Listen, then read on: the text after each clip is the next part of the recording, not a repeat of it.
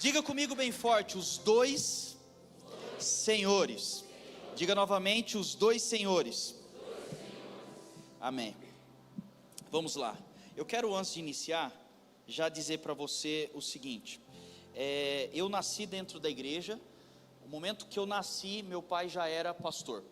E toda a minha trajetória, basicamente, foi dentro da igreja. Eu tive um período que eu considero aí um período sem uma consciência muito clara, que foi a minha infância até o início da minha adolescência. Aí eu entrei para dentro da adolescência, eu tive um tempo de um distanciamento do Senhor, mesmo sem muita opção. Eu tinha que ir para a igreja, e não querendo, mas meu pai falava, você não tem escolha, você tem que vir para a igreja mesmo assim. E eu sempre tive no meu coração uma coisa, quando eu completar 18 anos, eu vou tomar as minhas decisões. Só que Deus é muito bom, você concorda com isso? E com 17 para 18 anos, na verdade 17 anos, quando eu completei 17, o Espírito Santo me tomou por completo. Eu tive uma grande experiência, e não deu tempo de eu fazer 18 anos, para não continuar na casa do Senhor. Será que você pode dizer glória a Deus por isso? Mas eu vivi um tempo assim de muita ignorância, principalmente ali na adolescência, quando a gente está achando que a gente está descobrindo o mundo, e na verdade não está descobrindo nada. E eu tive ali esse momento de falar assim, olha, eu não quero muito mais essa vida de igreja. Só que tem uma coisa curiosa, que como um bom filho de pastor, você entra para a igreja e para uma jornada, você começa a fazer tudo. Então quando eu olho para a minha trajetória, eu falo assim, Deus é bom, porque eu já fui do ministério de louvor, eu tocava, aí eu tentei cantar, eu vi que não era meu dom cantar, já fiz teatro, já fiz jogral, lembra de jogral, que tinha jogral na igreja, ainda tem até hoje. E ao longo dessa trajetória, eu até falava assim, não, eu acho legal viver o mundo da igreja e viver aquilo que o Senhor tem. Mas tinha algo que eu falava para o meu pai, eu falava assim, pai, só tem uma coisa que eu não quero me meter, eu não quero me meter com dinheiro, eu não quero falar sobre dinheiro. E aí quando eu entro para liderar adolescentes, depois liderar jovens, depois liderar a igreja, depois eu me tornei pastor, eu fui consagrado pastor com 21 anos, eu sei, é muito novo, e aí eu entro como pastor, e eu falando, eu amo a palavra de Deus, eu quero viver tudo que o Senhor tem, eu amo pregar a palavra, só que eu falava, só não quero pregar sobre uma coisa, diga comigo, dinheiro. Eu falei, eu não quero, porque aí eu lembro dos bullying que eu sofria dentro de um colégio evangélico. Era um colégio evangélico, só tinha um filho de evangélico, bisneto de evangélico, lá dentro do meu colégio. E mesmo assim, por ser um filho de pastor, eu sempre escutava uma relação negativa a respeito de igreja e dinheiro. Só que teve um momento, e eu lembro bem que esse momento foi num almoço, que eu tive com um pastor, meu pai também estava lá, e outros líderes, e nós começamos a conversar sobre a Bíblia, e sobre aquilo que Deus estava fazendo, e especialmente esse pastor, ele tem uma pegada muito forte a respeito do empreender. Então ele tem uma relação, ele mesmo sendo pastor, uma relação de empreender, tem muito essa temática, e ele me disse uma coisa naquele dia, e aquilo gravou no meu coração. Ele chama pastor Arão, ele falou assim, Seide, é impossível nós separarmos igreja, a nossa fé e dinheiro, não tem como. E aí eu falei, não, mas eu prego, eu não quero só pregar sobre isso. E ele falou, então você está dizendo para mim que você quer ser parcial em relação à Bíblia, porque se você diz um pregador da palavra, se você se diz um pregador da Bíblia, você precisa pregar a Bíblia toda. Eu não posso pegar uma coisa isolada da Bíblia e dizer, isso aqui me atenta, isso aqui me alegra, mas isso aqui não. E ele falou, se nós pregamos a Bíblia, temos que pregar tudo o que a Bíblia está dizendo. Quem estava aqui na Zal ontem? Quem estava aqui na Zal? Quem é que foi abençoado pela Zal ontem? Levanta sua mão, você que estava na Zal. Tá bom, muito bom. Depois você pega a pessoa que não levantou a mão do seu lado, e você fala assim, você está perdendo. Foi muito bom e muito especial.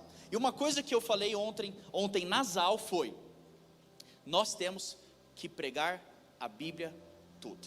Então ao longo dessas 4 semanas, nós vamos abordar uma temática chamada dinheiro. E por que nós fazemos isso como Zion? Porque nós não queremos fugir de assuntos delicados. Nós queremos educar a igreja, mesmo em assuntos que são teoricamente delicados. E aí você fala, tá, mas você quer educar, você quer levar para onde isso? Eu simplesmente quero pregar a palavra de Deus a respeito daquilo que nós acreditamos, em todos os âmbitos da nossa vida. Porque eu não acredito que o nosso Deus é um Deus parcial. Pelo contrário, quando eu entrego a minha vida a Ele, eu dou o controle de todas as áreas da minha vida nas mãos do Senhor. Alguém mais pensa assim? Então, ao longo dessas semanas, nós vamos falar sobre isso. E eu quero também desconstruir muitas coisas que talvez estão erradas na sua mentalidade sobre isso. E é tão interessante isso, porque nós vamos falar sobre finanças, sobre dinheiro, sobre Deus, nós vamos falar sobre a palavra. E uma coisa que é importante você destacar: nós já fizemos o momento dos dízimos e das ofertas, justamente para não dar nem o entender, nem o ar de que nós estamos querendo manipular a sua decisão de dar dinheiro para a igreja. Não se trata sobre você entregar dinheiro na igreja ou para a igreja, seja lá como você pensa, mas se trata de uma doutrina, um pensamento bíblico que eu e você precisamos ter fundamentado na nossa vida. Quem está entendendo isso, diga amém. Então eu já estou adiantando, os próximos 4 domingos nós traremos verdades da palavra de Deus a respeito de finanças, dinheiro e o que a Bíblia nos ensina sobre isso. Amém? Quem aqui está curioso para saber o que a Bíblia diz sobre isso? Então olha para a pessoa que está do seu lado, faça uma cara de profeta e olha bem no olho dela e diga assim: desarma. Vira para outra pessoa e fala assim: relax, baby. Tá tudo bem. Amém? E ainda bem que foi o Pedro que fez a ministração hoje, porque a gente já entra assim na palavra, relax, amém? Então abre a Bíblia comigo, vamos ler a palavra de Deus, que é a base de tudo. Lucas capítulo 16, versículo de número 9. Lucas 16, versículo 9. Esse aqui é um texto muito legal, tá? Já quero trazer uma recomendação para você ler depois o capítulo todo, Lucas 16 completo, mas nesse momento, para fundamentarmos a nossa primeira parte da série Os Dois Senhores, Lucas 16, no versículo 9, diz assim a palavra de Deus: e eu vos digo, granjeai amigos com as riquezas da injustiça, para que quando estas vos faltarem, vos recebem eles nos tabernáculos eternos. Quem é fiel no mínimo, também é fiel no muito. Quem é injusto no mínimo, também é injusto no muito. Pois se nas riquezas injustas não fostes fiéis, quem vos confiará as verdadeiras? E se no alheio não fostes fiéis, quem vos dará o que é vosso? Nenhum servo pode servir a 2 senhores. Diga bem forte comigo: 2 senhores. Por isso a nossa série se chama 2 senhores.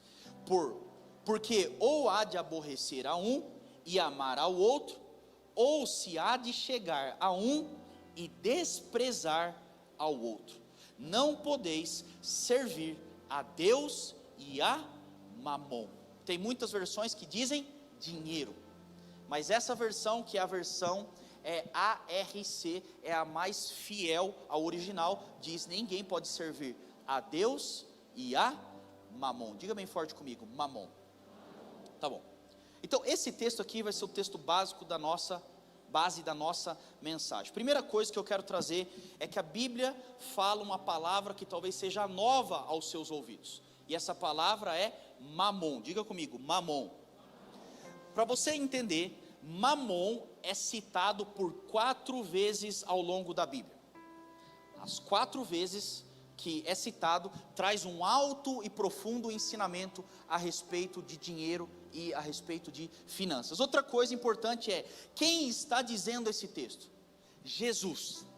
O próprio Jesus está virando para mim e para você, ele está dizendo: ninguém pode servir a Deus e a Mamon. Jesus está nos alertando. Jesus, ele está chegando para mim e para você e está falando: olha, presta atenção, ou você serve a Deus ou você serve a Mamon. Não tem como você servir dois senhores, ou é um ou é outro. Agora, uma outra verdade que salta aos meus olhos quando eu leio isso é: que raio de Mamon é esse que é colocado numa comparação entre servir a Deus e servir a Mamon? Vamos ser sinceros, não é qualquer coisa, porque não tem competição com Deus. Obviamente não tem perigo da pessoa ter competição com Deus, mas se é relacionado, ou você serve a Deus, ou você serve a Mamon, isso precisa saltar aos meus olhos e aos seus olhos. A gente não pode ignorar algo que é colocado na mesma frase, ou Deus ou Mamon. Você consegue entender a importância disso aqui? Talvez o perigo que isso representa para mim e para você? Você consegue entender isso? Porque existe uma relação. E o próprio Jesus então diz: é impossível servir a Deus e ao mesmo tempo a Mamon. Então a primeira coisa que eu quero falar com você hoje é: quem é Mamon? Por favor, se você puder, anote e permaneça com a sua Bíblia aberta nesse mesmo texto que nós vamos ler ao longo da mensagem de hoje. Primeira coisa, o que é Mamon? Ou quem é Mamon? A primeira pergunta, quando eu vejo isso, e o próprio Jesus destacando: não sirva um, porque se você servir um, você não serve o outro. A primeira coisa que eu e você temos que entender é: quem é Mamon? E por que Mamon tem essa correlação com riquezas ou dinheiro, que na sua tradução possivelmente você viu, Deus ou as riquezas? O que é Mamon? Então vamos lá, vocês estão prontos para isso? Então vai, anota aí. Primeira coisa que nós sabemos, o que é Mamon? Mamon não é dinheiro em si. Mamon não é dinheiro. Mamon é um espírito da Babilônia que descansa sobre o dinheiro. Então vou ler novamente: Mamon não é o dinheiro em si, mas é um espírito da Babilônia que descansa sobre o dinheiro. Então vamos lá. Mamon, a palavra Mamon remete a um deus sírio da Babilônia, que eles consideravam como o deus do dinheiro, ou o deus da riqueza. Primeira coisa você precisa entender. Então quando nós falamos que Mamon é um espírito que descansa sobre a Babilônia, nós vamos remeter à Babilônia. É o deus da riqueza gerado lá na Babilônia, um deus sírio. E quando nós falamos sobre a Babilônia, a primeira coisa que surge na minha cabeça e na sua cabeça é o que nós lembramos da palavra de Deus, que remete a Babel. Diga comigo, Babel. E o que era Babel? Não sei se você lembra da história, mas então vamos voltar na palavra de Deus. Quando a gente olha lá para Babel, nós lembramos que era uma cidade sendo construída através de algo chamado autossuficiência. Quando a gente volta para Babel, Deus olha para Babel sendo construída, e Deus fala: essa cidade não procura Deus, eles querem os próprios interesses. Então quando nós falamos, o que é Mamon? Mamon não é dinheiro, gente, não é espécie, não é cartão de crédito. Você precisa entender que é um espírito que repousa. Ele procura repouso no dinheiro, remetendo a Babilônia e a Babel, que é um espírito de autossuficiência. É um espírito de poder nele mesmo. É um espírito que quer comandar o meu dinheiro e o seu dinheiro, dizendo: é através do meu dinheiro que eu consigo a autossuficiência. É isso que acontece, tanto que lá em Babel, quando Deus olha para a construção de Babel, Deus diz: eu vou destruir essa cidade. Por quê? Porque é uma cidade que está sendo construída sem a minha presença.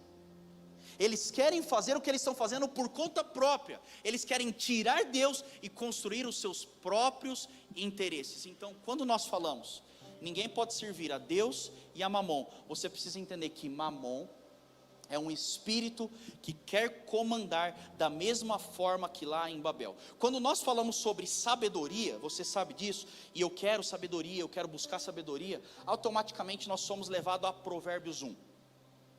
Provérbios 1 é talvez a personificação de sabedoria. Se você quer sabedoria, você pode anotar isso, leia Provérbios 1, decore Provérbios 1, porque ali está a explicação de sabedoria. Agora, e quando nós falamos sobre Mamon? Onde nós aprendemos a personificação, o exemplo claro de Mamon, do seu espírito, na Babilônia, a correlação. Então anote isso, você pode estudar depois, Apocalipse capítulo 18. Ao longo de Apocalipse capítulo 18, nós vamos ver a relação, a construção de Babel, o espírito de autossuficiência, de independência de Deus, tentando construir uma cidade que é o mesmo Deus, correlacionado a Mamon. Quem está entendendo isso que eu estou dizendo? Vocês estão comigo? Então vai acompanhando o raciocínio para conseguirmos construir hoje. Mamon é um espírito que acredita que o dinheiro, o próprio dinheiro, te faz autossuficiente. Então aí você fala, tá, e o que isso tem a ver comigo?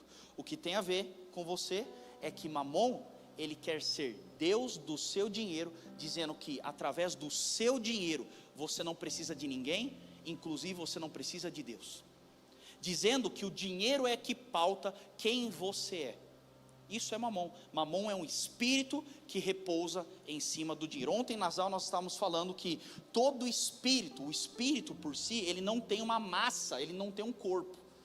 Nós carregamos um espírito e também um corpo, porque o espírito repousa em um corpo, em uma massa, em uma matéria. O espírito maligno, ele também procura uma matéria. E Mamon, ele procura o quê?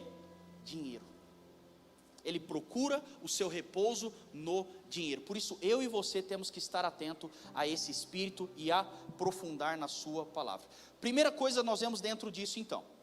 Mamon não é dinheiro, mas é um espírito. O que ele quer gerar em você? Ele quer fazer você pensar, ele quer formatar a sua mente, para você começar a acreditar, que através do dinheiro, é que você tem uma estabilidade ao longo da sua vida. Através do dinheiro, você tem a paz. Através do dinheiro, você não precisa de Deus. Esse é Mamon. Mamon é o espírito de arrogância e autossuficiência. Segunda coisa interessante sobre Mamon. Mamon procura servos. Diga comigo, servos. Diga mais forte, servos. Mamon procura servos. Olha o que diz aqui no 16, versículo de número 13. Diz assim: nenhum servo pode servir a dois senhores, pois odiará a um e amará a outro, ou se dedicará a um e desprezará o outro. Vocês não podem servir a Deus e a Mamon. Segunda verdade sobre Mamon. O que é Mamon? Mamon procura servos. Ele está à procura, ele está caçando servos que vão se render ao seu senhorio. Jesus mesmo disse: você não pode servir a Deus e a Mamon. Por quê? Porque Mamon é um senhor. E ele, como um bom senhor, e como qualquer outro senhor, como um senhor que está ali efetivamente nessa função, ele está procurando o quê? O que um senhor está procurando? Servos. Ele precisa de servos na vida dele. Então esse espírito, Mamon, procura servos. Agora, uma outra coisa, nós temos que ter uma concepção clara, que na Bíblia nós vemos que Deus quer que você prospere. Quem concorda com isso, diga amém. O que é prosperar? Prosperar é crescer naquilo que você carrega. Isso é prosperidade. Porém, nós não podemos nos enganar.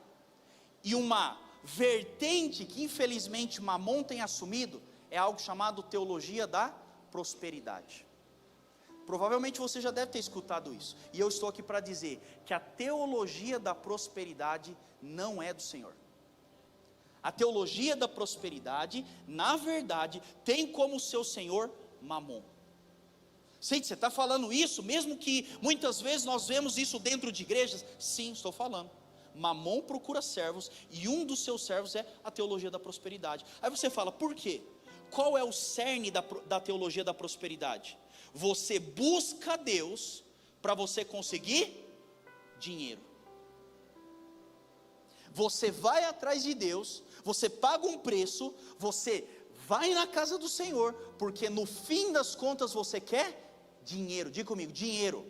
Deixa eu te explicar, qual é o problema da teologia da prosperidade e por que Mamon está reinando nisso? Porque a teologia da prosperidade inverteu os valores.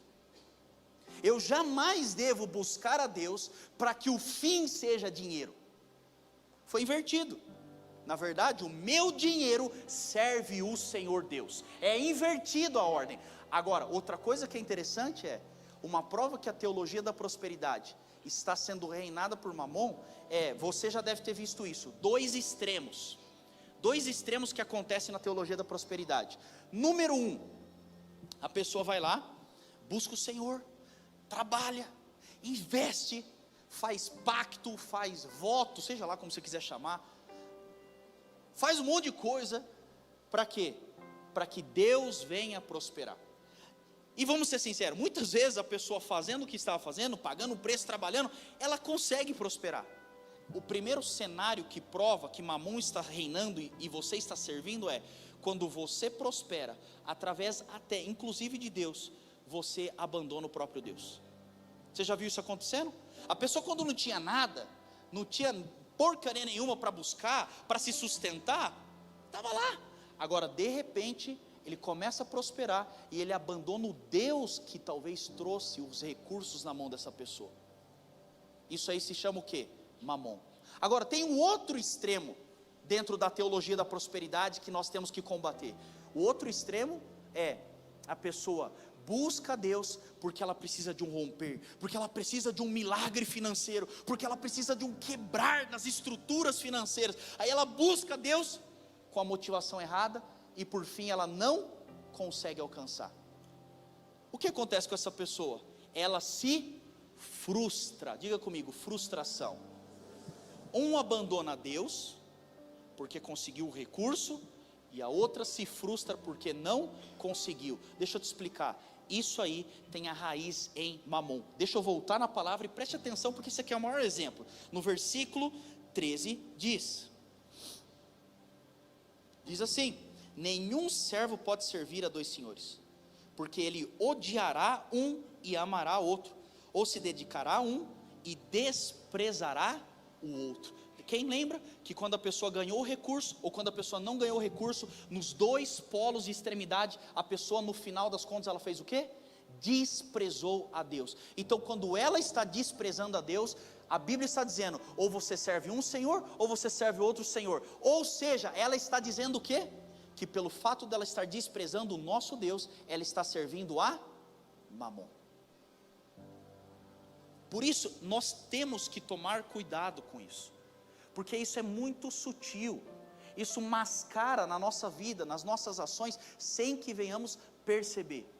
Despreza o Senhor, porque está correndo atrás do dinheiro ou do recurso, que na verdade, nós temos que entender, Mamon está procurando servos. Diga comigo bem forte, misericórdia. Jesus então nos ensina, ou você ama um, ou você ama outro. Deixa eu falar isso de novo. Ou você ama a Deus, ou você ama a Mamon. Não tem como você dividir força, não tem como você dividir o seu coração, porque algum momento da sua jornada, você vai decepcionar um dos dois, ou é Deus, ou é Mamon. Terceira coisa que nós vemos, o que é Mamon? Mamon quer tomar o lugar de Deus. Anote isso, Mamon quer tomar o lugar de Deus. Qual é o alvo de Mamon? Você acha que o alvo de Mamon é dinheiro? Você acha que o alvo dele é ter capital? Você acha que é isso que ele se preocupa? Um espírito maligno se preocupa em material? Lógico que não. A preocupação dele, o alvo da vida de Mamon é o quê? Tomar o lugar de Deus no meu coração e no seu coração. É isso que ele está procurando. Então vamos entender novamente. Deus nos promete coisas incríveis. E qual é a forma que Mamon ele tenta pegar o lugar de Deus? Sabe como? Tentando prometer para mim e para você coisas que somente Deus pode trazer. Mamon fica trazendo verdades do tipo, mentiras na verdade, né? Mentiras do tipo, se você tiver dinheiro, ou seja, se eu for o seu Senhor, se você capitalizar em cima disso, você vai ter alegria. Você só será feliz se você tiver um cartão black. A sua paz, sabe aquela paz que excede todo entendimento? Só virá se você não tiver boleto para pagar. Porque ele tenta capitalizar em cima de algo que somente Deus pode fazer. Somente Deus pode trazer a verdadeira alegria. Somente Deus pode trazer a verdadeira paz. Somente Deus pode trazer a verdadeira expectativa, a santa expectativa. Mas Mamon, ele quer tomar o lugar de Deus no seu coração. E toda hora ele fica tentando o quê? Eu quero estar no lugar. Sabe por que você não é melhor? Porque você não tem dinheiro. Sabe por que você não é feliz? Porque você não tem dinheiro. Aí ele começa a trazer mentiras. Mas deixa eu te explicar, gente. Eu não estaria falando isso se isso não fosse uma realidade. Ele começa a trazer mentira na sua vida. Do tipo, sabe por que você é assim miserável? Porque você não tem dinheiro. Sabe por que as pessoas não te valorizam? Só porque a sua sogra não te valoriza? Porque você não tem dinheiro. O dia que você tiver dinheiro, sua sogra começa a te valorizar. Sabe por que você não tem uma voz influente? Sabe por que as pessoas não te ouvem? Porque você não tem capital. Porque se você tivesse capital, você teria uma voz. E é tão verdade isso, que muitas vezes a nossa métrica para admirar pessoas se baseia no quê? Quanto de dinheiro essa pessoa tem. É ou não é verdade isso? Mamon, ele fica toda hora tentando assumir o lugar de Deus. Você quer ver a maior mentira que Mamon pode tentar colocar no meu coração e no seu? Você só poderá ajudar alguém quando você tiver dinheiro. Espera aí, então vamos entender uma coisa melhor. Você está dizendo para mim que a solução do mundo então é dinheiro. Você está dizendo para mim então que a única forma de conseguirmos coisas poderosas nessa terra através de dinheiro? Sinceramente, eu quero dizer uma coisa: eu nunca vi o Senhor Jesus nessa terra, ao longo dos seus tantos milagres, responder nem sequer uma vez: você precisa de um milagre? Não, você precisa de dinheiro. Ah, você precisa enxergar? Não, você não precisa enxergar, o que você precisa é de dinheiro. Eu nunca vi. Por quê? Porque Mamon quer tomar o lugar de Deus no meu coração, no seu coração. Olha para a pessoa que está do seu lado e fala assim: cuidado com isso. E aí você talvez fala: Seite, não, mas isso aí não é tão verdade na minha vida. É, você sabe por quê? Quantas vezes, de uma forma muito sutil, sem perceber muita coisa, nós estamos inserindo essa realidade no nosso coração.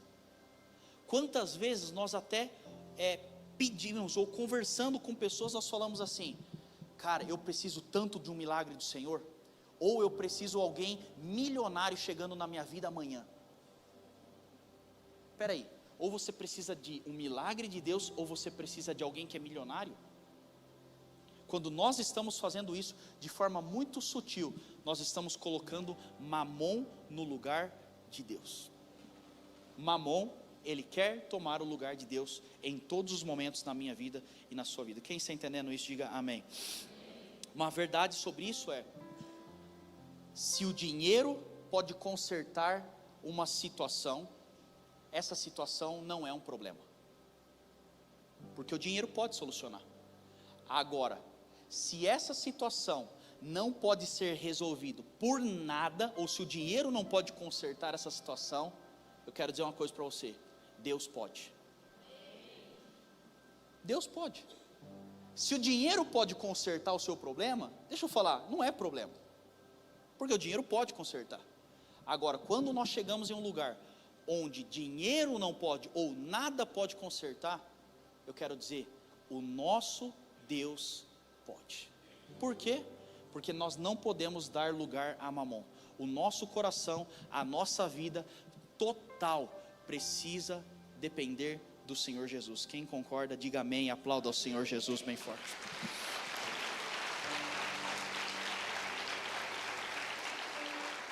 Quando nós estávamos orando, estudando sobre isso, eu lembrei bem de uma história. Há mais ou menos, eu chuto aí, coisa de 15 anos para lá. Uma história que nós vivemos, mais ou menos uns 15, 18 anos atrás. Eu estava ainda com o meu pai na igreja, e nós compramos um templo. Achamos um lugar muito legal, assim como nós fizemos mais ou menos aqui. E eu falei, aí na época, eu ainda era um adolescente, entrando na juventude, falei, muito bom, legal, e eu não tinha muito entendimento. Mas eu lembro que na época, foi um desafio muito grande para os pastores, para a liderança da nossa igreja lá em Americana. Foi uma coisa assim extraordinária, é um alto passo. E aí eles oraram e o Espírito Santo falou: luz verde, pode comprar.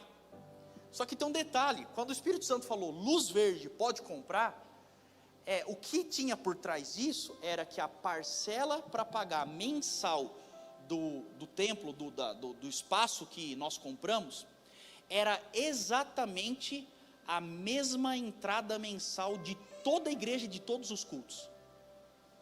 Só que na época já tinham coisa de 8, 9 pessoas trabalhando lá. Na época, fora isso, além de você pagar parcela, teria o quê? Toda a parte de imposto, toda a parte de água, energia, recursos, compras para manter uma igreja. E se você não faz ideia do que uma igreja gasta, você deveria procurar saber, porque é muita coisa que acontece para isso aqui acontecer. Tem som, não sei o quê. Fim da história. Toda a entrada, 100% da entrada da igreja, era o valor exato da parcela. Aí eles oraram, buscaram o Senhor, mas o Espírito Santo falou: luz verde, vai lá e compra. E aí eu sei, porque eu sempre fico puxando essas histórias dos meus familiares, daquilo que me trouxe até aqui. Eu sei, uma dessas conversas meu pai falou: Seite, pensa num desespero de 100% da entrada da igreja ser o valor da parcela. Eu falei: difícil. Aí o que eles fizeram? Oraram, conversaram com a equipe de presbitério: vamos comprar, yay, vamos comprar. Beleza, primeiro mês, entrada total. Segundo mês, entrada total. E os funcionários? Não sei o que aconteceu. Foi atrasando, foi uma coisa assim. No terceiro mês, a entrada da igreja subiu, conseguia pagar a parcela da igreja, conseguia pagar todos os funcionários, todos os colaboradores, conseguia pagar todas as situações dentro da igreja, pagava 100%, só não pagava uma coisa: o salário do meu pai. Aí tipo, você fala, né? O Espírito Santo está querendo alguma coisa com essa verdade. E aí meu pai falou: glória a Deus, vamos ver o que acontece. E aí isso, meu pai já tinha 3, 4 meses sem receber, foi para 4, foi para 5, 6 meses sem receber. E aí o negócio começa a apertar, né? Você fala: meu Deus, e agora? O que vai acontecer? Só que o Espírito Santo tinha dado luz verde. A partir do 6º mês, sem receber, aconteceu uma coisa muito curiosa. Todo mês começou a acontecer milagre extraordinário. Aí, de repente, meu pai estava lá na igreja, uma pessoa vinha, entregava uma cesta. Aí de repente meu pai tinha que ir lá na escola, pagar a minha escola, a escola do meu irmão. Chegava lá e falava: cara, no sistema que consta que alguém já pagou. Aí ele ia lá no plano de saúde. Calma aí que você vai aplaudir já, só segura, que vai melhorar a história. Chegava lá no plano de saúde e falava: não, alguém passou aqui e já acertou 6 meses. Mas o ápice não foi isso. Tem 2 histórias que para mim foram o ápice disso aqui.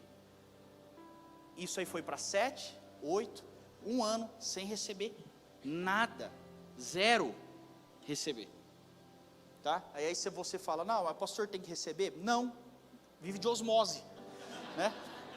Vive com o sol, sai ali, o sol retribui, óbvio. Foi passando 1 ano, o negócio foi aumentando, mas o ápice foram 2 histórias. Gente, é sério essa história.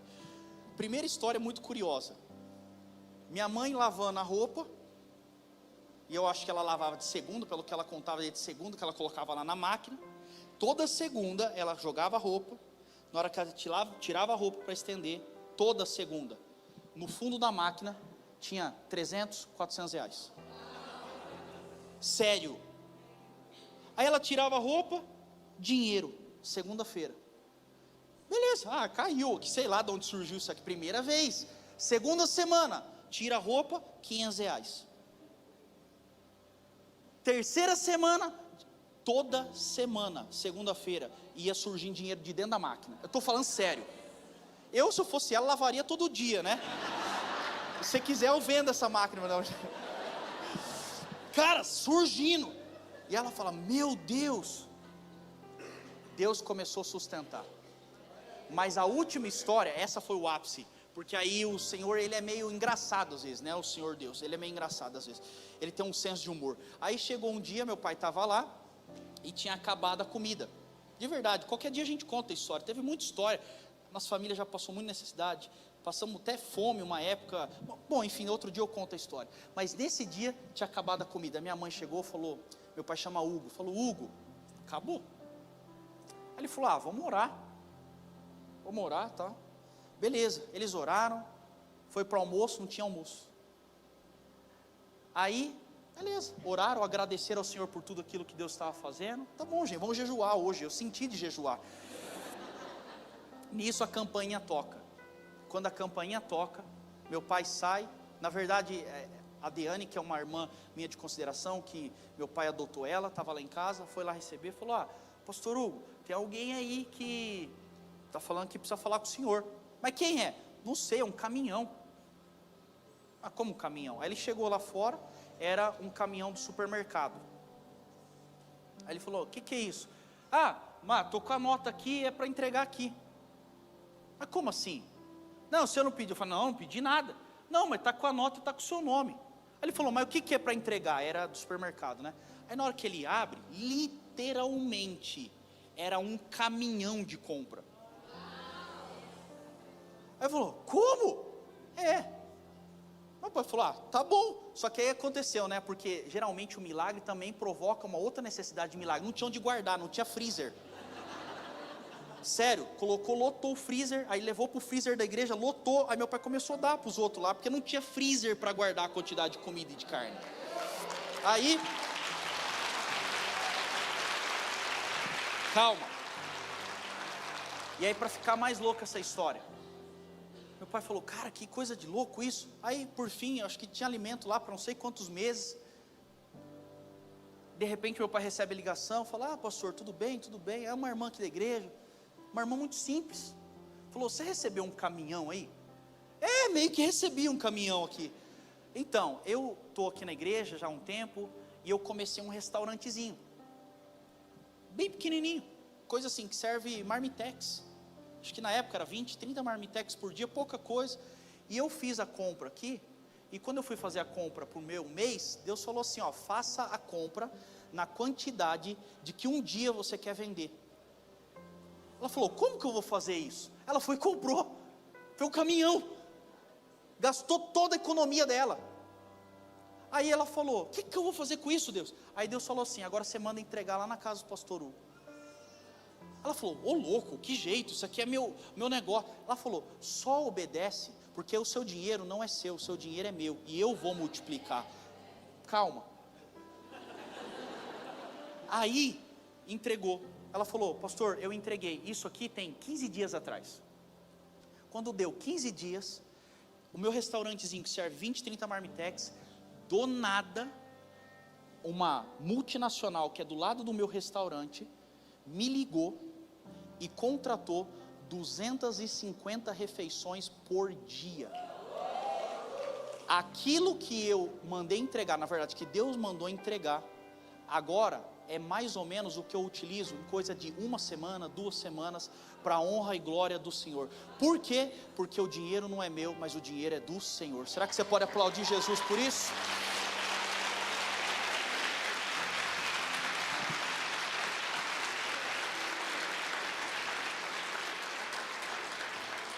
Por quê? Como eu disse, Mamon, ele quer ter o lugar de Deus, mas é esse lugar que somente o nosso Deus pode estar. Quem concorda com isso, diga amém. Então, primeira coisa, o que é Mamon? Você já entendeu. Segunda pergunta que eu quero trazer, uma revelação para vocês, é a pergunta do seguinte: o dinheiro então é maligno? O dinheiro é do diabo? O dinheiro é demoniado? Eu quero dizer para você então, primeira coisa, o dinheiro não é maligno. O dinheiro não é endemoniado. O dinheiro é neutro. Ele é neutro. Ele não é nem sim nem não. Por quê? Porque com o seu dinheiro você tem a possibilidade de fazer o seu dinheiro ser positivo ou ser de Deus, ou você tem a possibilidade de fazer o seu dinheiro ser maligno. O dinheiro é neutro. Abra sua Bíblia comigo em 1 Timóteo capítulo 6, 10. Nós vamos entender uma verdade sobre o dinheiro, se ele é maligno ou não. 1 Timóteo 6, 10. Vocês estão comigo? Então vamos. 1 Timóteo capítulo 6, versículo 10. Abra comigo.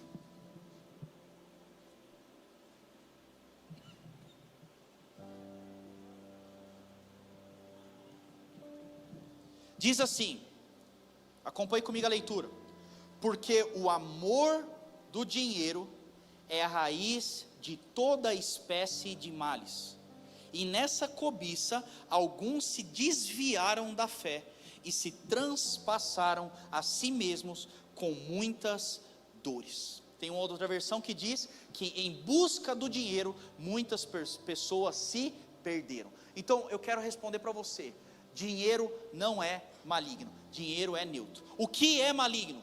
O que é maligno, como diz a palavra, o amor ao dinheiro é a raiz de todo mal. É o amor ao dinheiro. É o que o dinheiro representa para você.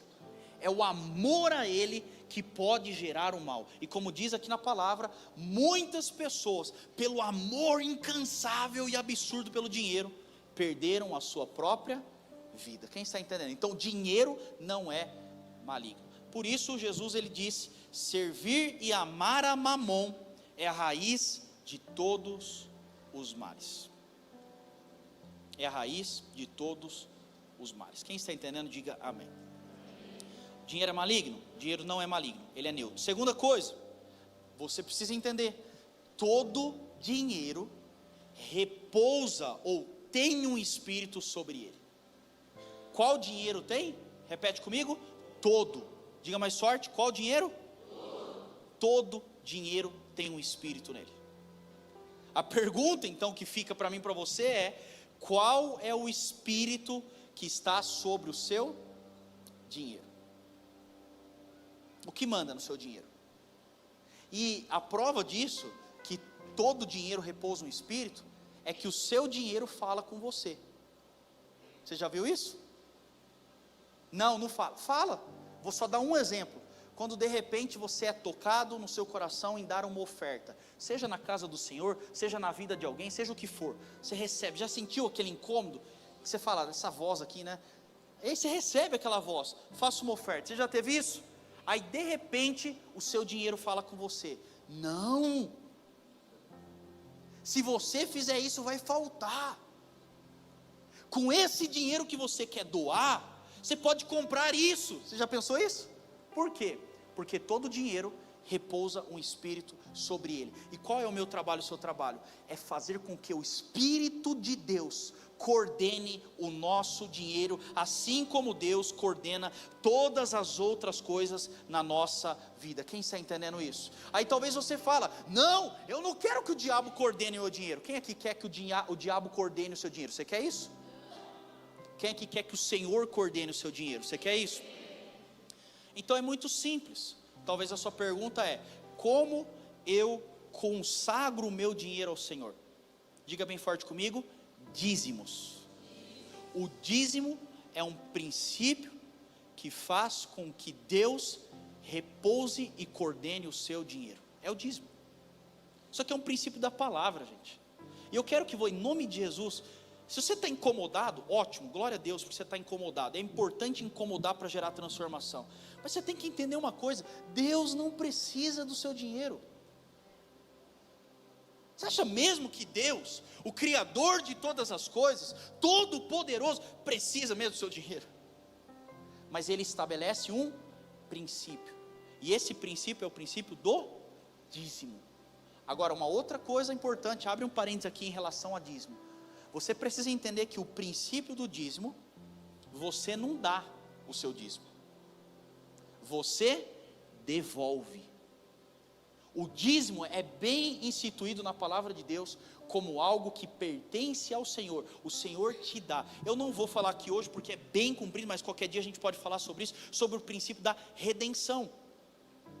Só um breve relato, é na época de José, que todo o povo do Egito perde tudo, dá suas terras a Faraó, entrega todos os seus bens, e eles dizem: eu vou plantar na sua terra, que era minha, eu te dou a terra porque eu estou morrendo de fome, você me dá sementes, eu planto a semente, tudo que eu cultivar eu te entrego, se eu puder somente comer com esses recursos. Você lembra dessa história? E aí José começa a angariar, porque ele tinha guardado a quinta parte.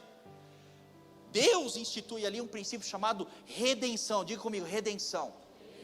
Qual era o princípio da redenção? A terra era de Faraó, a semente era de Faraó, o fruto era de Faraó, e até a vida da pessoa era de Faraó, porque ele se doava como escravo, porque se ele não fizesse isso ele ia morrer.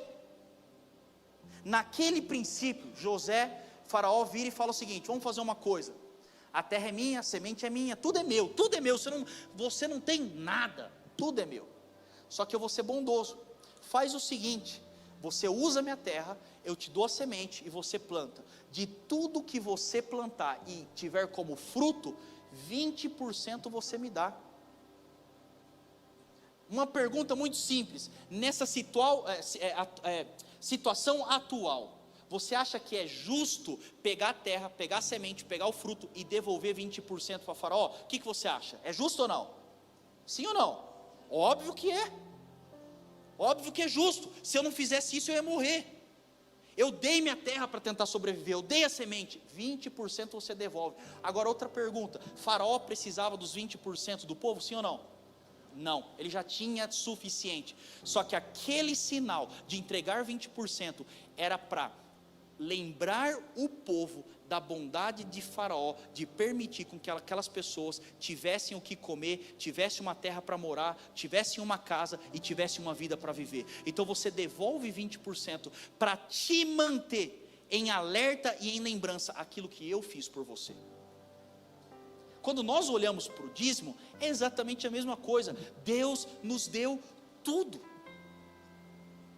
O dia que eu recebo o Senhor Jesus como Senhor e Salvador, a minha vida não pertence mais a mim. Então, a minha vida, o meu carro, minha casa, meu casamento, minha família, os meus recursos, nada pertence mais a mim. Pertence ao Senhor. Só que o Senhor institui uma coisa. Eu só peço uma coisa: devolva 10%, devolva o meu dízimo, para te manter em lembrança e alerta aquilo que eu tenho feito a você. Esse é o princípio do dízimo. Por isso nós devolvemos ao Senhor. Vamos lá para o jardim do Éden. Lá no jardim do Éden, o Senhor cria Adão e Eva, faz Adão e Eva, e Deus vira e fala o seguinte: eu te dou todo o jardim, eu te dou todas as frutas, eu te dou todas as coisas, eu te dou os animais, eu te dou os vegetais, eu te dou tudo, eu te dou uma casa, eu te dou o ar, eu te dou tudo, meu filho, toma, de graça. Eu só peço uma coisa: não toque na árvore do conhecimento do bem e no conhecimento do mal. Por quê? Quem tinha o controle, quem tinha o único acesso ao conhecimento do bem e do mal? Quem tinha isso? De quem era isso? De Deus. E Deus vira para Adão e Eva e fala assim: ó, eu te dou tudo, só não toque no que é meu, só não mexe no que é meu, eu estou te dando tudo de graça, só não toque no que é meu. Aí o miserável vai lá e faz o quê? Ele quer tocar naquilo que é do Senhor. Quando ele toca no que é do Senhor, o Senhor fala: uma vez que você tocou naquilo que é meu, agora eu também tiro aquilo que eu tinha te dado. Por isso eu e você temos que entender o princípio do dízimo. Nós temos que desmistificar isso. Nós temos que parar de ter medo. Tem que parar de ser quando eu era adolescente: eu não vou falar sobre dinheiro. Você tem que ser bíblico. É simples. É simples, é uma ordem e direção do Senhor. Você quer ter o Espírito de Deus sobre o seu dinheiro? Seja fiel nos seus dízimos. E continuando esse parênteses aqui, é importante destacar: você não é generoso devolvendo dízimo. Você não é generoso devolvendo dízimo. Quantas vezes eu fui na casa desses amigos meus, pessoas que andam comigo, e quando eles iam lá em casa, e não sei o que, e pegava lá, ia jogar uma bola, eu emprestava uma bermuda, até hoje, tá? Não vou olhar não para quem, mas até hoje existe. Aí você empresta lá a bermuda, você empresta a camiseta, eu emprestava a chuteira, vai lá, usa lá. Aí eu ia na casa do menino, ele estava usando. Falou, cara, isso aí é meu. Ah não, eu vou te dar então. Vai te dar. Como você vai me dar? Você vai devolver. Isso é dízimo. Se eu fico com raiva com a chuteira,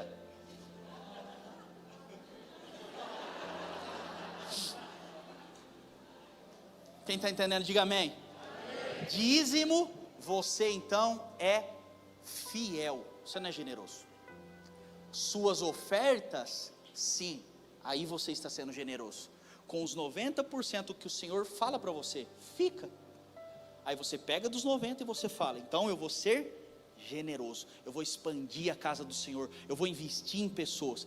Mas o seu dízimo, você não está expressando generosidade, você está expressando fidelidade. Quem está entendendo, diga amém, aplauda Jesus bem forte.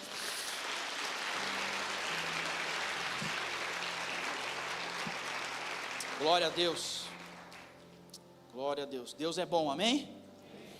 E a terceira coisa sobre aqui, o dinheiro é maligno. A terceira revelação é que o dinheiro granjeia amigos para o reino. Diga bem forte, o dinheiro granjeia amigos para o reino. A outra versão diz aqui que o dinheiro, quer ver? Versículo 9. O dinheiro ganha amigos, ou granjeia amigos. O dinheiro ganha amigos para o reino. Tá, agora, nós acabamos de ler o texto, e ele diz assim, eu vou até ler de novo, vamos lá. Eita, vamos lá. Diz assim, por isso eu lhes digo, usem as riquezas desse mundo ímpio para ganhar amigos de toda forma que quando ela acabar, esses o recebam nas moradas eternas. Na morada onde? Vamos lá, gente, na morada eterna. Tá, então o que ele está dizendo aqui, não é que você tem que usar o seu dinheiro para comprar amigo. Ah, entendi, então, quer 10 reais aí, você vai virar meu amigo? Ó, vou te dar uma grana aí você me protege lá da briga. Ele não está dizendo isso, ele está dizendo, o dinheiro, muitas vezes até o dinheiro injusto, vai ser utilizado para ganhar amigos na morada eterna. Aí você fala, o que é isso? O que é isso é que quando eu coloco o meu dinheiro à disposição de Deus e à disposição do reino, na verdade, o meu dinheiro está sendo um missionário para ganhar vidas na morada eterna. E talvez você vai chegar um dia no céu, porque você vai, alguns estão bem perto, outros estão bem longe, mas quando você chegar no céu, vai acontecer o quê? Talvez você vai encontrar pessoas que você nunca viu, e essa pessoa vai virar para você e falar assim, o seu dinheiro me trouxe aqui, o seu investimento me trouxe aqui. Lembra quando você foi fiel ao Senhor? Desde o começo da sua conversão até os dias de hoje, você foi fiel. Pois é, aquele dinheiro foi bem utilizado, e hoje eu estou aqui no céu, porque de alguma forma o seu dinheiro financiou a mensagem, para que essa mensagem chegasse até mim. Eu e você temos que ter essa leitura, que o dinheiro granjeia, o dinheiro ganha amigos na morada eterna.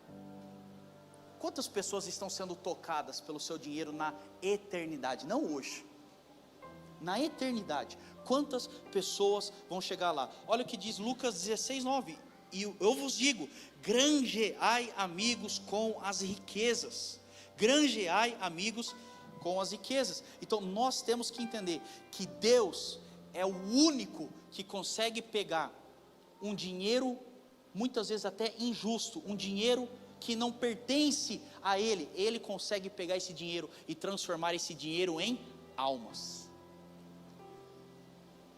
Cara, eu e você temos que pensar nisso. Eu devo investir para que o reino se expanda, para que tudo aquilo que Deus tem para mim e para você continue. Até porque tem uma verdade, quando nós morrermos, nós não vamos levar nada. Sabe o dinheiro que você está ralando para ter? E está tudo bem, você tem que trabalhar, você tem que fazer os recursos crescerem, mas você não vai levar o seu dinheiro, você não vai levar o seu Rolex, você não vai levar nada. Pelo contrário, uma vez eu escutei uma pessoa dizendo, eu fiquei até um pouco com raiva, confesso. Ele falou assim: sabe essa casa que você está lutando tanto para construir? Pois é, um dia uma pessoa que você não conhece, um cara cabeludo, vai sentar na sua cama. Um dia um cara vai usar o seu carro. Sabe esse carro que você se matou? Um dia esse carro aí, alguém vai estar usando. E você está tão preocupado no quê? Não, eu tenho que ficar aqui, eu tenho que fazer. Mas eu prefiro dar um destino na eternidade para o meu dinheiro. E quando eu vejo isso, eu lembro da história de Luther Rice. Luther Rice, provavelmente você não escutou falar. Mas Luther Rice era um americano, no início do século XIX, que ele teve um despertar da parte do Senhor.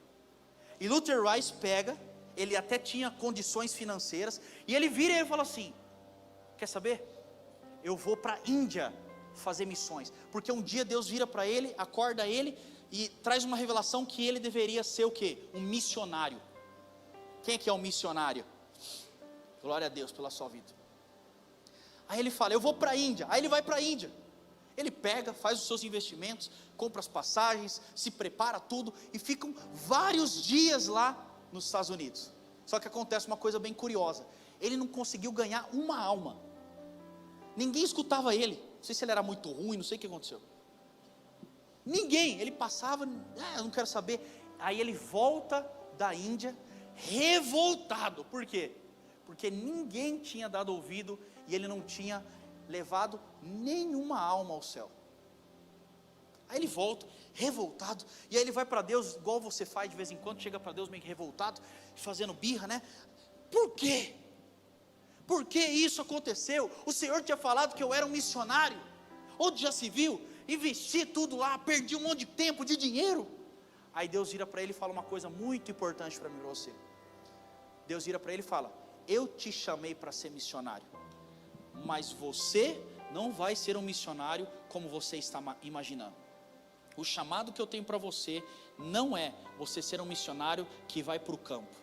O seu chamado como missionário é angariar fundos para investir em colégios, faculdades e outros missionários que vão por você e através do seu investimento financeiro. Eu sei que na sua cabeça você fala: mas não é tão missionário. Não é tão missionário, só que aconteceu uma coisa bem curiosa com Luther Rice. Luther Rice, uma das pessoas principais de investimento de Luther Rice foi o Adoniram Jr. Esse provavelmente você já escutou um pouco mais. E agora acontece uma coisa bem curiosa com Adoniram Judson. Adoniram foi o precursor das missões batistas. Tudo que você conhece de missão batista foi ele. Adoniram então começa a espalhar o evangelho e levar multidões através de um avivamento de evangelismo. E por trás de Adoniram Judson estava quem? Luther Rice, investindo o seu dinheiro. E em todo momento que Adoniram Judson estava fazendo missão, Luther Rice estava investindo o seu dinheiro. E o fim da história é que mesmo Luther Rice não tendo conseguido ganhar nenhuma alma lá na Índia, no final do seu ministério, contabiliza que Luther Rice investiu em mais de 1000 missionários no campo. Agora, a questão é que na verdade já está acontecendo, porque ele já se foi. Mas quando esse cara chega no céu, ele vê aquela multidão. E eu fico imaginando aquela multidão dizendo: hoje eu estou aqui porque um dia você foi um missionário usando os seus recursos como um servo do Senhor Jesus para que o evangelho continue. Talvez Deus está te levantando para ser um missionário de campo. Talvez Deus está te enviando para uma nação desconhecida. Talvez Deus está te enviando para sair pregando, glória a Deus. Mas talvez você está sentado e Deus está te incomodando. Você tem que ser um missionário. Aí você fala: como Deus? Eu tenho um chamado, eu tenho um coração para os negócios. Aí Deus está falando: será que você consegue então dispor os seus recursos para investir naqueles que estão indo, para que o evangelho continue a se propagar através da sua vida? O que eu e você temos que entender é que o dinheiro granjeia amigos para o reino. Quantas pessoas vão estar lá no céu por culpa sua? A verdade é que eu e você temos que olhar para os nossos recursos, e temos que olhar para o dinheiro e falar assim: vocês são soldados. Agora, a pergunta é: o nosso dinheiro é soldado de quem? Eu tenho que olhar meu recurso e falar assim: chegou aqui, né? Treinamento, vamos lá. Vai, agora você vai, vamos tocar, vamos transformar. Por onde nós passarmos, os recursos estão tocando as nações. Quem concorda e recebe isso no seu coração, diga amém e aplauda ao Senhor Jesus novamente.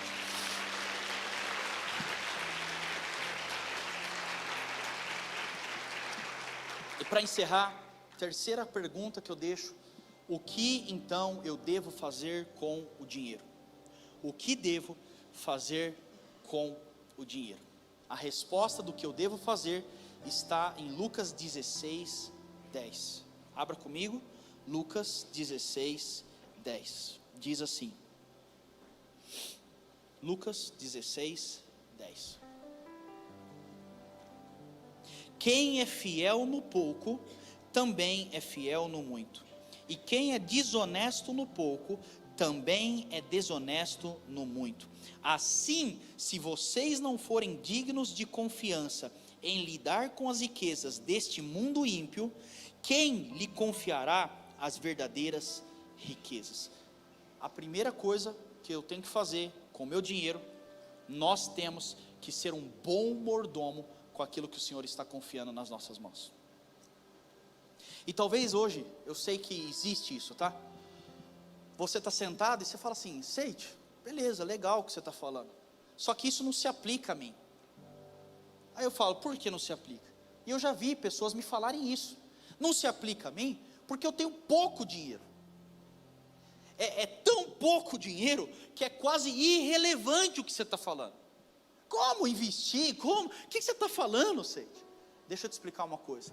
A palavra de Deus diz: quem é fiel no pouco, sobre o muito Deus te colocará. Sabe o que nós temos que entender? Que muitas vezes aquilo que chegou na nossa mão como recurso hoje, o que Deus está esperando é: seja fiel e seja um bom mordomo. Se você não for um bom mordomo com o pouco que está na sua mão, como é que eu posso confiar mais?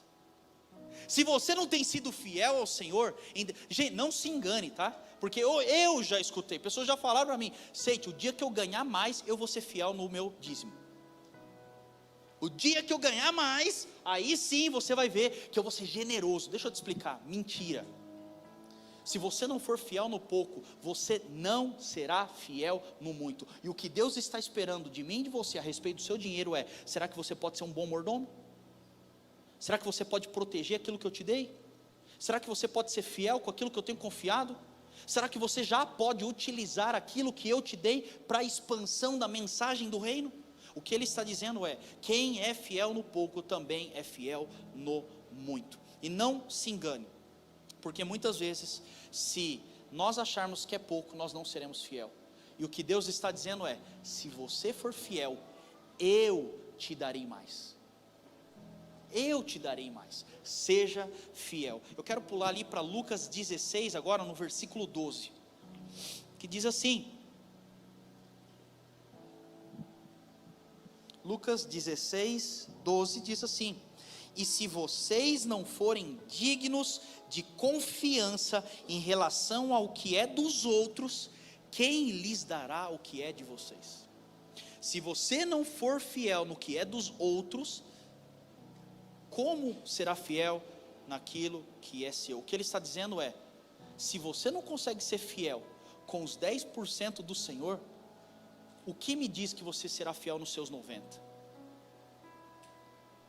O que Deus está falando é: seja fiel no que eu confiei, porque eu trago aquilo que é seu. Você quer ver, de verdade, gente, eu não estou pregando aqui uma mentira, eu estou pregando a palavra de Deus. Você quer ver uma multiplicação nos recursos? Seja fiel.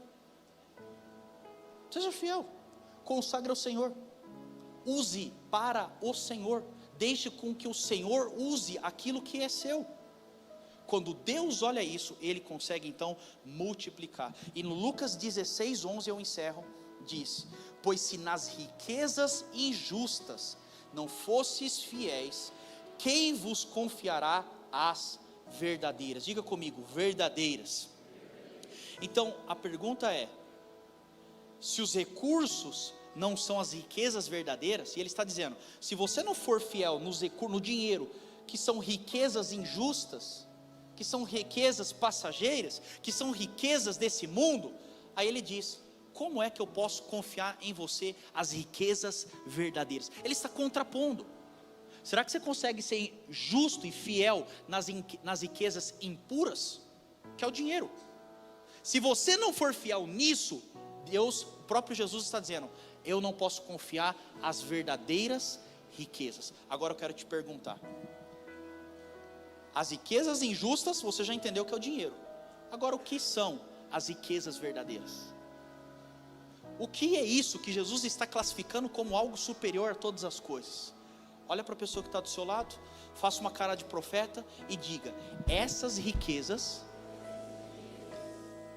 é você. Vira para outra pessoa que você ignorou e diga, você é a riqueza verdadeira. Por quê? Agora preste atenção e eu encerro. Porque riquezas que não são santificadas e justas, que não são verdadeiras, elas ficam nessa terra.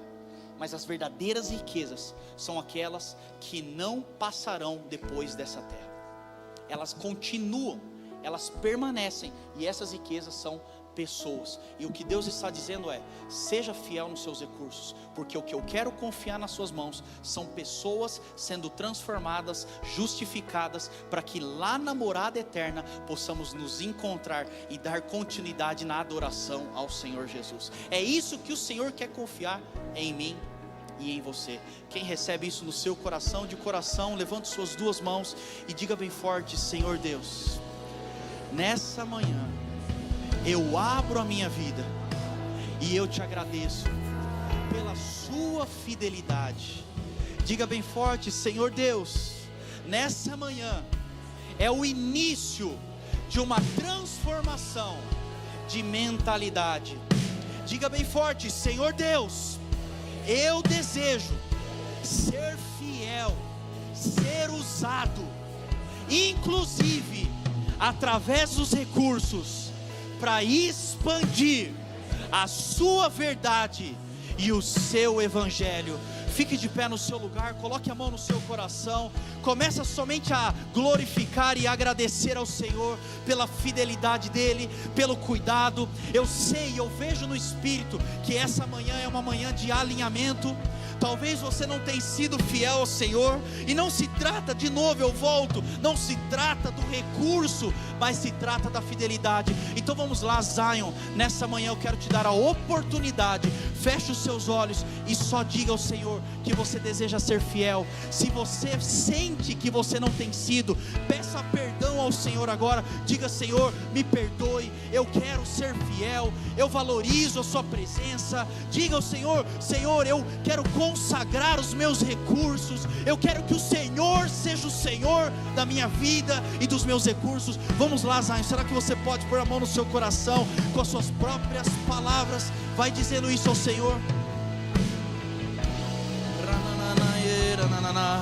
Transforma, Jesus, transforma, Jesus, transforma as nossas vidas. Deixe com que o Espírito Santo fale com você. Não é a palavra do Sede, mas é o Espírito Santo trazendo convencimento, trazendo verdade, trazendo convicções, trazendo respaldo, trazendo ação,